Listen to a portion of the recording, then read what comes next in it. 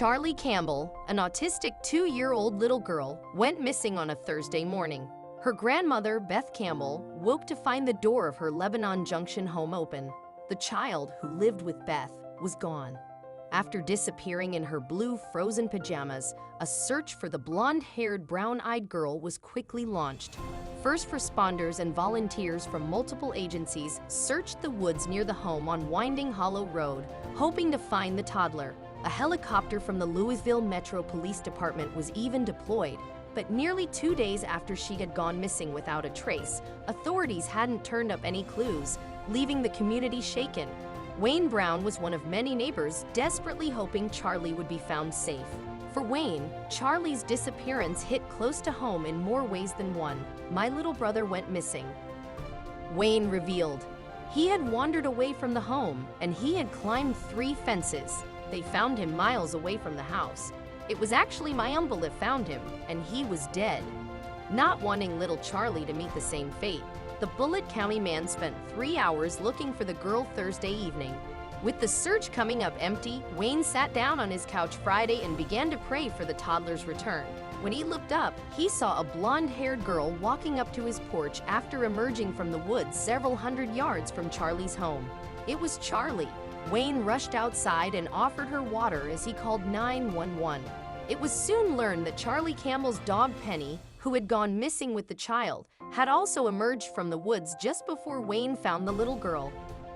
As Charlie was entering Wayne's yard, Beth Campbell was looking up at the wooded hill behind her home, praying for her granddaughter's safe return, and saw her dog Penny coming home. According to authorities, Penny arrived home shortly before Charlie was found, leading some to believe the pit bull stayed with and protected the child until she was safe. As Beth watched the pit bull running toward her Friday evening, she had a feeling Charlie wouldn't be far behind. "God is listening to us. He is listening," she recalled thinking, according to the Courier-Journal. Indeed, it was nothing short of a miracle that the little girl, affectionately nicknamed Mo, was alive. The terrain the toddler endured overnight was full of hard-to-navigate, thick brush and home to aggressive wild hogs, prompting many who entered to carry guns in order to fend them off. Although she was dehydrated and covered in ticks, according to WKYT, Charlie was somehow otherwise unscathed.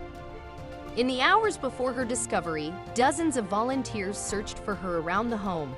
They could even search the exact wooded area near where Charlie was found 5 or 6 times. "They've been everywhere," Wayne said. "They've been all over this place, and how did they not find this child? And she just shows up where the search has been. How does that happen?" Even with all the questions, Wayne knows one thing for sure.